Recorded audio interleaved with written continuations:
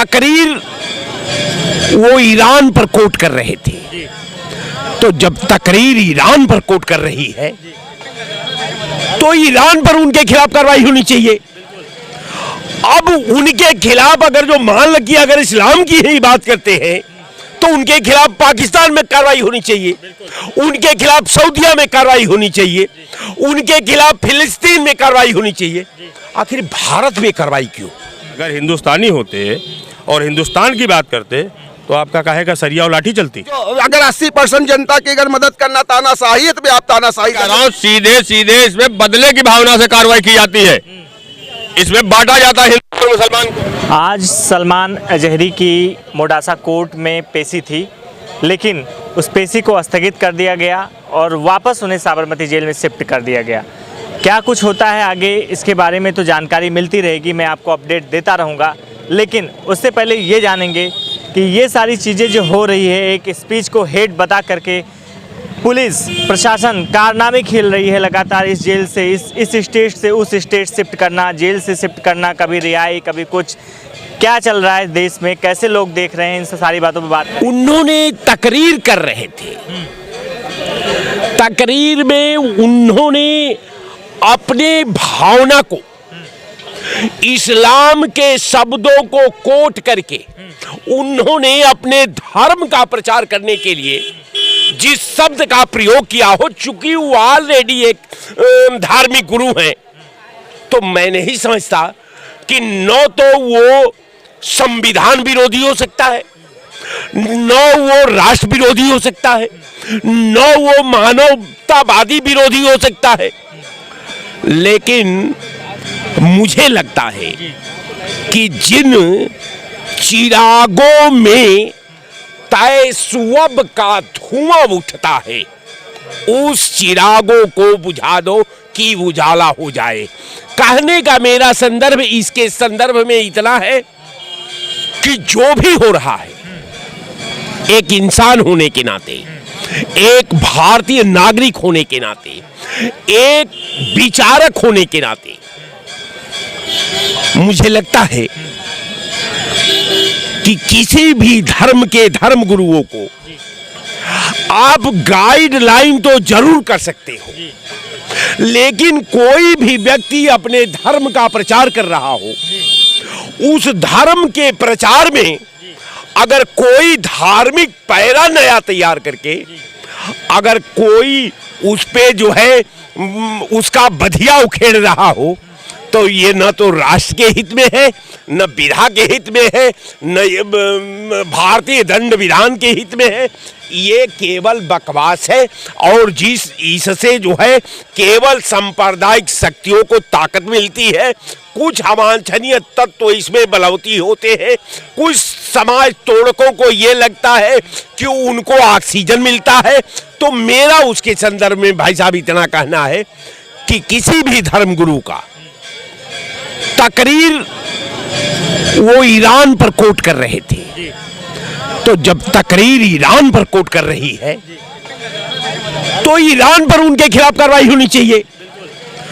अब उनके खिलाफ अगर जो मान लगी अगर इस्लाम की ही बात करते हैं तो उनके खिलाफ पाकिस्तान में कार्रवाई होनी चाहिए, उनके खिलाफ सऊदीया में कार्रवाई होनी चाहिए, उनके खिलाफ फिलिस्तीन में कार्रवाई होनी चाहिए। आखिर भारत में कार्रवाई क्यों? हम कोर्ट इजराइल पर कर रहे हो, अमेरिका पर कर रहे हो, इंग्लैंड पर कर रहे हो, जापान पर कर रहे हो, तो हम भारतीय हैं? ऐसा तो कोई बात थी नहीं। लेकिन मेरा कहने का संदर्भ इतना है कि कोई भी संत की कोई सरहद नहीं होती। संत संत होता है साहब, चाहे वो सड़क पर है तब भी वो अपनी दिन की बात करता है, अगर वो जेल में है तब भी वो अपने दिन की बात करता है। क्या सरकार के पास कोई मुद्दा नहीं है? इसके जरिए क्या सरकार एक पोलराइजेशन कर रही है, एक हिंदुओं को खुश करने के लिए कहीं तो ऐसा नहीं कर रही है? देखिए, मुझे लगता है कि जो नेक हिंदू होगा या जो नेक मुसलमान होगा, जो दिमाग से स्वस्थ होगा, जो राष्ट्रभक्ति में विश्वास करता होगा, जो निष्पक्ष होगा, मैं समझता हूं कि कोई भी किसी भी धर्म पर किसी भी तरह का अगर कुठाराघात होता है तो सही को सही और गलत को गलत बोलने का एक भारतीय होने के नाते, एक राष्ट्रभक्त होने के नाते ये धर्म होता है और ये हमको ईमानदारी से कहना चाहिए, बोलना चाहिए। देखिए, मैं किसी का वकील नहीं हूं और न मैं किसी का प्रवक्ता हूं, लेकिन मुझे लगता है, मैं अपनी सोच की बात कर रहा हूं, कि वो एक मौलाना है, उनको तकरीर करने का अधिकार है। उन्होंने दूसरे देश पर कोर्ट किया है, लेकिन दुर्भाग्य ये कि भारत में कार्रवाई हो रही है। दुर्भाग्य ये कि भारत में कार्रवाई हो रही है। उमर खालिद तो नहीं बना दिया जाएगा उनको, जैसे उमर खालिद स्पीच के आप राजा हो, जिसको चाहो जो बना लो, लेकिन आपको स्मरण अपनी भी सरहद रखनी होगी कि लोकतंत्र किसी की अस्थाई विरासत नहीं होती। आज आप हैं, कल मैं रहूंगा, परसों वो रहेंगे, तो हमको एक वही व्यवहार करना चाहिए दूसरे के साथ जो व्यवहार मैं अपने साथ चाहता हूं। इतना ही मैं आपके चैनल पर कहूंगा। और कानून के रक्षक जो उचित समझते होंगे करेंगे, इस पर मेरी अपनी निजी कोई टिप्पणी नहीं होगी। ये जरूर कहना चाहता हूँ कि किसी भी व्यक्ति को किसी की भावनाओं को कष्ट देने का कोई अधिकार नहीं है। क्या कह रहे हैं? देखिए, जो भाई साहब ने कहा ये बात सही है, और हमारे देश में उन्माद फैलाने का जो भी तो है वो नहीं होना चाहिए। सबसे बड़ी चीज़ तो ये है, चाहे वो किसी भी पक्ष का हो। और इससे पहले पूर्व में आपने देखा होगा, मौलाना बुखारी जी मस्जिद से अपने ऐलान कर देते थे, सपा को वोट देना है तो सपा को मुस्लिम वोट दे रहा है, कांग्रेस को देना है तो कांग्रेस को दे रहा है, बसपा को देना है तो बसपा को कर रहा है। भाई आप राजनीतिक थोड़े हैं कि आप किसी को भी कह दीजिए। जो है मौलाना बुखारी जी की बात मैं कर रहा हूँ। अच्छा, रामदेव जी भी तो बोलते हैं। बिल्कुल, अगर वो बोल रहे हैं तो कौन सी गलत है। जब आप बोल रहे हैं, एक चीज़ हमको बताइए, 700 साल तक के यहाँ शासन किया आपने, ठीक है, अभी आपका पेट नहीं भरा है। नहीं, 700 साल मुस्लिम शासन किए ना, कोई जरूरी जो हिंदुस्तानी है वो उसको आप चोट पहुंचाएंगे? यहाँ हिंदुस्तानी नहीं है। हाँ, यही तो सबसे बड़ी चीज़ है। अगर हिंदुस्तानी होते और हिंदुस्तान की बात करते तो आपका काहे का सरिया और लाठी चलती? किस बात का चलता भाई? पत्थर चलते क्यों चलते? वही जब कश्मीर है ना, जहाँ पत्थर फेंके जाते थे। कश्मीर पे जब हमारे सेना के जवान जाते थे तो उनके उस पर पत्थर फेंका था, तो एक किसी मौलाना ने नहीं आवाज़ उठाई उस पर? क्यों नहीं उठाई भाई, आप बताइए। नहीं, जो ये मौलाना जो बोलते हैं, जो धर्मगुरु बोलते हैं हिंदू में भी, ठीक है, क्या एक चीज़ हमको बताइए, हमारे यहाँ इस देश में सारे लोग रहने का अधिकार है, ठीक है, और जब हमारे यहाँ सन 47 में बंटवारा हुआ था तो 40% हिंदू वहाँ था, 40% हिंदू पाकिस्तान में था ना। आज वहाँ 1% नहीं है। 665 मंदिर थे वहाँ पे, आज एक मंदिर गायब है सब। वहाँ मंदिर के दुकान में, राम जानकी की दुकान में जो है मुर्गा कट रहा है, और यहाँ जो तोड़ के बना दिया गया उसके लिए तुम बवाल कर रहे हो। कौन सी बात है भाई? तुम सरकार की ज़मीन पे मस्जिद बना रहे हो, रोड पे मस्जिद बना रहे हो, मदरसा खोल रहे हो, क्या पढ़ा रहे हो? सरकार के उसमें संज्ञान में होना चाहिए ना।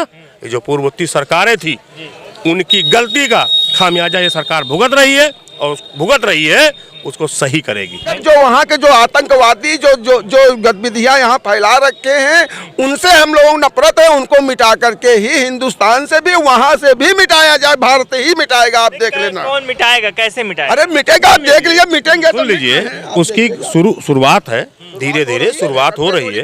भाई एक चीज हमको बताइए, तो इस तरीके तो ये जो आप मिटाने की बात करें, ये तो तानाशाह है, ये संविधान संविधान के हिसाब, संविधान के हिसाब से लोगों की मदद, गरीबों की, मजलूमों की मदद करना तानाशाही है तो फिर तानाशाही है। जो अगर 80% जनता की अगर मदद करना तानाशाही है तो फिर आप तानाशाही समझे। जो गरीब जनता को तुम लोगों ने, इन लोगों ने 20% लोगों ने जो 80% लोगों को परेशान करके रखा था, आज उनको न्याय मिल रहा है। अच्छा, जो सलमान अजहरी को आप उनके बारे में जान रहे होंगे, पढ़ रहे होंगे, किस तरीके से उनको कोर्ट और पेशी के लिए ले जाया जा रहा है, फिर आज साबरमती जेल में शिफ्ट कर दिया गया। क्या हो रहा है, एक वर्ग के लिए टारगेट किया जा रहा है या फिर कानूनन? देखिए, जिन धाराओं में मुफ्ती सलमान अज़हरी साहब के खिलाफ एफआईआर दर्ज हुई, उन एफआईआरों का कोई मतलब नहीं है। सिर्फ यहीं पर कोई बात अगर दूसरा इससे ज्यादा कड़वी बात कह देता तो इस हुकूमत पे मुकदमा नहीं लिखा जाता। जब लोकतंत्र के मंदिर में बैठकर किस तरीके की भाषा का इस्तेमाल किया जाता, कटुआ है, मुल्ला है, आतंकवादी, क्या क्या नहीं कहा गया। रमेश भिदोड़ी के खिलाफ मुकदमा दर्ज हुआ? नहीं होगा, क्योंकि वो शासन सत्ता में बैठे हैं। और सलमान अज़हरी साहब ने कौन सा गलत बयान दे दिया और फिर संवैधानिक तरीके से जब उन 4 जगह एफआईआर लिखी गई। नहीं, उन्होंने जो स्पीच बोला था वो बोल रहे हैं कि एक धर्म विशेष एक की भावनाओं को आहत किया था। क्या रमेश भिदोड़ी ने क्या बोला था? नहीं, क्या आप पहले ये बताइए, मैं क्या कह रहा हूँ, कि वो धर्म विशेष के लिए बोला गया था या किसी दूसरे ये देश? धर्म क्या, किस धर्म को उन्होंने नाम लेकर के कहा? उन्होंने एक शायर की शायर कही थी, वो कहां से हो गया? किसी धर्म के बारे में किस धर्म के खिलाफ कहा? वो वहां पर एक वो हो रहा था जुलूस, उसमें वो अपनी स्पीच दे रहे थे। भाई मुफ्ती है, मौलाना है, आलिम है, धार्मिक गुरु है, वो गलत बात कर ही नहीं सकते हैं। ये तो सिर्फ एक फंसाने की बात, सिर्फ फंसाने की बात।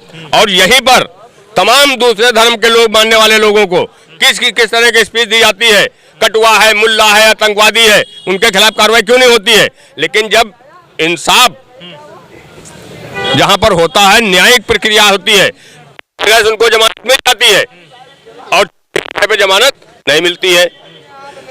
वजह क्या है, कैसे देखते हैं आप इसको? फिर मैं तो ये कह रहा हूँ, सीधे सीधे इसमें बदले की भावना से कार्रवाई की जाती है, इसमें बांटा जाता है हिंदू और मुसलमान को। इस बदले से क्या होगा, कुछ फायदा होगा इससे? भाई भारतीय जनता पार्टी तो हमेशा धर्म की राजनीति करती है ना। अच्छा। इसके अलावा उनके पास कुछ है नहीं। अच्छा। अब चुनाव 2024 का आ रहा है, तो जितना प्रचारित कर लेंगे उतना हिंदू और मुसलमान एक साइडर होगा।